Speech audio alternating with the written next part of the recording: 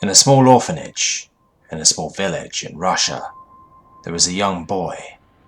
His hair is jet black and messy, and he has tattered jeans and an old, dingy grey shirt. Nothing is known of him. For 10 years, he sat in the bed in his room, never moving, never blinking, never eating or sleeping. In the 10 years, he has not seemed to age at all, continuing to look like a 7-year-old boy. The only thing that proved he was alive is the slow rise and fall of his chest as he breathes, and the refusal to take his eyes off anyone who enters the room alone. A lone psychiatrist came over in an attempt to find out why the boy had done nothing in 10 years. He entered the room and shut the door behind him. 30 minutes later, the orphanage's nurse came to check on the two of them. Opening the door, she saw the child, still sitting, still not moving, eyes fixed on her. However, something seemed different. He appeared a slight amount larger, not by much, but enough to make him look like a late 8 or early 9-year-old.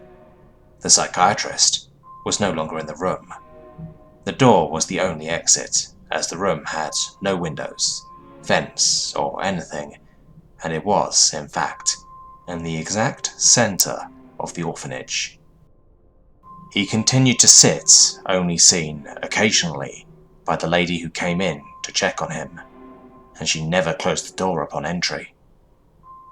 A week or so later, 2 law enforcement personnel entered the orphanage, demanding to speak to the boy about the disappearance of the psychiatrist. The 2 of them entered, closing the door behind them, as the head of the orphanage stood outside the door. 30 minutes passed, and not a sound came from the room. The head eased the door open. The boy was still on the bed, but the officers were no longer there.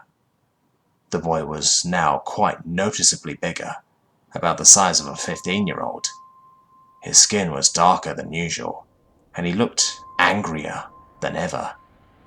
But one thing remained the same: his cold, unforgiving eyes that stared at whoever entered.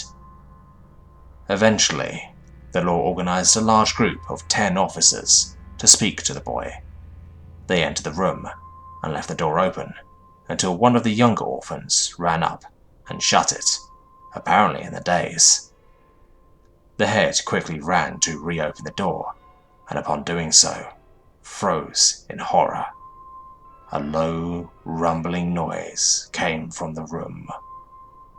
One more. If you return to that orphanage, you will see it still continues to run. The orphans live in good care, health, and education. However, there is one room that you see is boarded up and far from enterable. If you ask what is behind it, you will be removed forcefully from the orphanage. However, when no one's looking, if you place your ear to the door, you will hear a low, ominous growling sound. And if you listen for a bit, you will hear one more.